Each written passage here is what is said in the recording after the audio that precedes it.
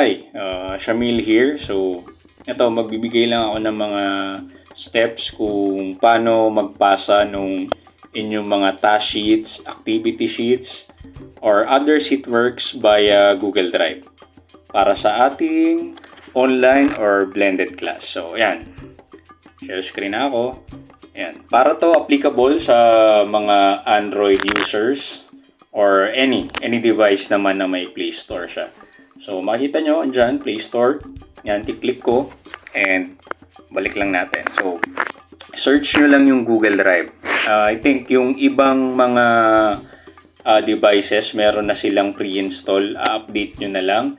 And, meron namang iba na i-install nyo pa siya. But, kagaya nito, ayan, meron na siya. So, open na. And, after, so, meron na.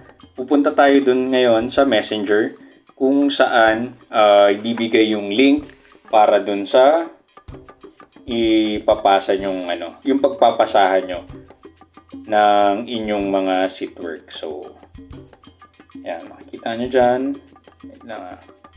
So, bubuksan ko na yung Messenger. Check nyo lang muna natin. Ayan. So, binuksan ko na yung Messenger. Ayan, makikita nyo, nandito na yung link. I-click mo lang.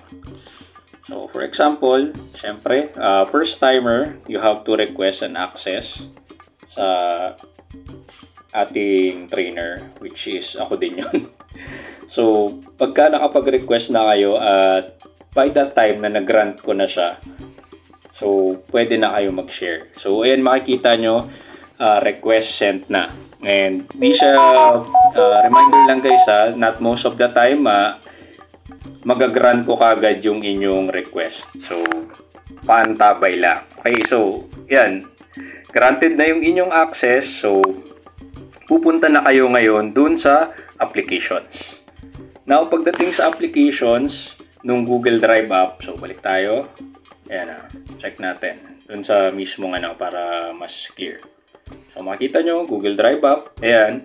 I-click nyo lang tong shared. Makikita nyo na kung nasaan yung batch numbers. For example, dyan tayo sa batch 12. Magpapasa ng inyong sheetwork or activity. So, i-click ko to. Makikita nyo, ayan, merong day 1. So, paalala, merong corresponding days every day. Magbibigay ako ng link para per day yung inyong submission. So, hindi siya magbubuhol-buhol. For example, ito, meron na ditong day 1. So, i-click mo lang yung day 1 and then, pupunta ka sa plus sign. Okay? Pagpunta mo dun sa plus sign, gagawa ka ng iyong folder. For example, gagawa ko ng aking name, Shamil Gandang. For example, create. And then, tapasok ako dun sa folder na yon. Click ko yung folder na yon. Tapos, click nyo ulit yung plus sign. Now, pipindutin nyo naman is yung upload. So, after nun, upload. Ngayon, tsaka nyo ilalagay yung sheetwork. So, ito, meron tayong dalawa. For example, yan. Makikita nyo, meron tayong written, saka yung isa na digital copy. So, buksan ko dyan Yan, makikita nyo. Ito yung sample nung sheetwork or task sheet na itinipe nyo sa MS Word. Okay lang siyang ipasa as long as merong digital signature. Okay? So, you have to check that. Then, i-convert nyo siya as PDF. Then, another sheetwork naman, kung meron kayong handwritten na sheetwork. Yan, ito, papasa ko naman. Kunyari, sunod, yung isa pa.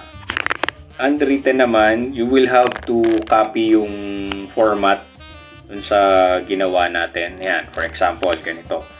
So, makikita nyo dyan, sinulat ko lang siya, but kailangan merong dipirma. So, ayan, okay na. And, dyan na.